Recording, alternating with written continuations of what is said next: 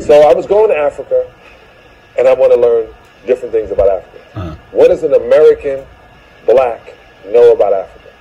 Only what's on CNN. Only what we see in the movies. We, American blacks, are afraid of Africa. They are. I said to somebody in Africa, in Nigeria, when you turn on TV, there's black people. When you see a doctor, it's a black guy. There's 200 million black people in Nigeria. 200 million. 45 million African American. And that's just Nigeria. That's just Nigeria. That's just one country. Just one. So we are afraid of black people outside of us. We're afraid of us. That's God on the street. Now listen, I interviewed Akon, right? Who the whole Lighting Africa project is fucking phenomenal. But he said, out of his own mouth, on camera, he said all the American black people he knows that went to Africa to set up businesses are all rich now. Yeah. Like, I introduced a lot of people into Africa as far as to what the possibility is. I mean, all the way down to 50, Fat Joe, Ja Rule. I mean, you name it. Like, a lot of those guys, and they'll contest to it. I mean, once they, shout out to take Akon. some of that African money in that brown paper bag or brown garbage bag, Dave was like, yo, we got to stay out here. We got to see what that is. But the opportunities is endless over there, man. And it's endless. a wide open market. I continue talking about territory to where you can do whatever you want to do. Like, imagine me trying to do energy in America. It would never happen. So I'm opening a sports bar in Nigeria. Nice. Right. Lagos? Yeah. Ernest, please. First cat to tell me we don't think well of ourselves. Well, I stopped thinking like that. And I stopped saying America because we don't think well of ourselves. Well, I stopped thinking like that. And I stopped telling other black people to think like that. I'm just doing it myself. If you follow, you follow. I stopped being a teacher. I stopped being a preacher. I'm just going to be a sage. This is what I'm... So, very important points he makes there. You know, in Nigeria alone, you have 200 million black people. And is there a fear? I think there's a little bit of an intimidation sometimes that African Americans feel from Africans who immigrate. But like what Akon was saying, the opportunities on the African continent are endless. And I guess you have to have the opportunities glasses on to kind of see, because I've discussed this before, but when I'm in Nigeria or Ghana, I have friends, relatives, whoever, talk to me about the lack of opportunities they have. And then, in America, it's sometimes similar, you know. So I guess that's why I emphasize travel, because when you travel, you can see things from a different lens. You come in with a lens of, oh, I'm seeing this from an American lens, and you're looking around like, oh man, we use this in America, and here it is, dirt cheap in Africa. So, supply and demand, right? You start looking at opportunities. There are endless opportunities on the African continent. What Akon was saying, imagine any black person trying to tap into the energy sector here in America, or the automobile industry here in America. Can you imagine the hurdles you have to go through? In America, people are still fighting to say Black Lives Matter. You're still fighting to prove that your life is worth something. Your life is valuable just because of the color of your skin. So talk less about trying to become an energy tycoon. Is this impossible? Absolutely not. It's not impossible. We're just talking about the hurdles you have to go through to get there. Your hurdles are a lot less going to the African continent and trying to do automobile or energy or other sectors than it would be here in America. You know, the businesses I do in America are very different from what I do in Africa, in terms of, like, I know what I can do in America versus Nigeria.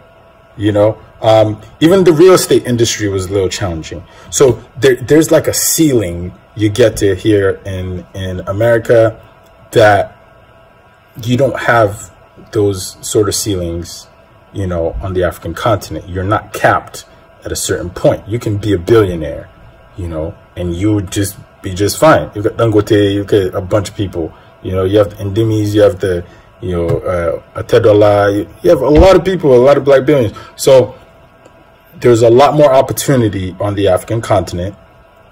There aren't as many barriers to go through.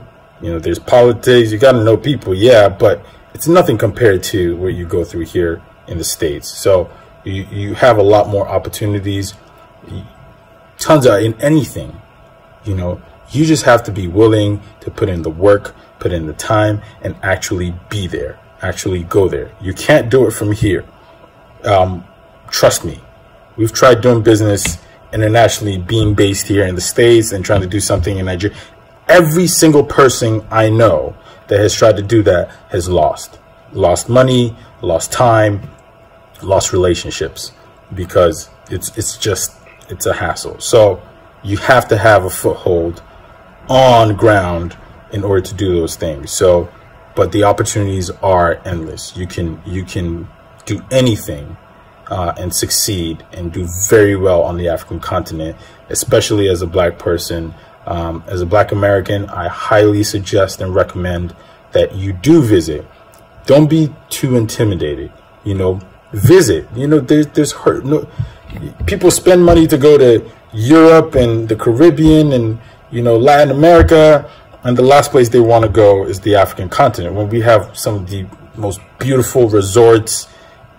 I mean, listen, I'm tired. Like he said, he's tired of preaching and he's just doing with actions. I feel that, because for over 15 years living in America, I've gotten the same questions. Is part of why I even started these videos, because I get the same questions over and over and over again about what is Africa like? What is Nigeria like? And you tell people about all these opportunities and they either just don't believe you, or it just seems foreign. You're speaking a foreign language to them, you know. So my best advice is, listen, go visit, see for yourself. You know, I'm tired of telling people about, and so I feel them. You get tired of telling people so much, you just go about your business and you do your own thing. Now I'm just doing my own thing. I do business in West Africa. I do business in Latin America. I do business in North America. And that just comes from me putting on my opportunity goggles and seeing opportunity in terms of resources of what we have in West Africa. And I take that and look for demand. You know, in Africa, I have the supply, and I look for the demand elsewhere and try to supply those things. So that's pretty much, you know, that on that topic. Go visit, find out for yourself. Don't rely on other people telling you what it's like, because that will do nothing for you. The reality is, all these countries are so different. Listen, even in Nigeria alone, like they said, 200 million people. We're not all the same. There are tons of tribes, a lot of languages, and we're regionally different. Northern Nigeria is different from southern Nigeria. So most people will be going to Lagos when you're visiting Nigeria, and that is southern Nigeria. And so your experience there is going to be very different from when I take you to northern Nigeria, you know? And different from when I take you to Gombe or take you to Bauchi or take you to Kaduna. Like, it's going to be different. So go visit for yourself, see for yourself, explore. You know, don't sit back and just watch other people. Listen, the Asians are in a lot of African countries. They're everywhere in Nigeria, north, south, everywhere, east, west. And, you know, people sit back and watch other foreigners come into our continent and take advantage of the opportunities that they see. And then down the line, we start complaining that, hey, Asians are appropriating our culture, or here they are again. They come in, they set up businesses, they're making money off of us. When in reality, nothing's stopping you from doing it. You can go to and do the same thing. You know, people are just investing their time and money elsewhere and don't see value in our continent.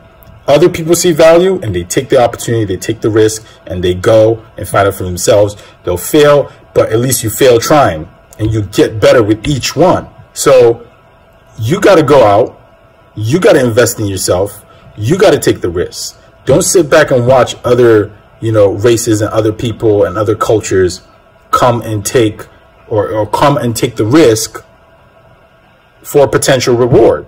You have an opportunity. Don't let it fly you by. 5-10 years from now, listen, Africa is the frontier. If you pay attention to anything going on, you have to understand that everything is happening on the African continent.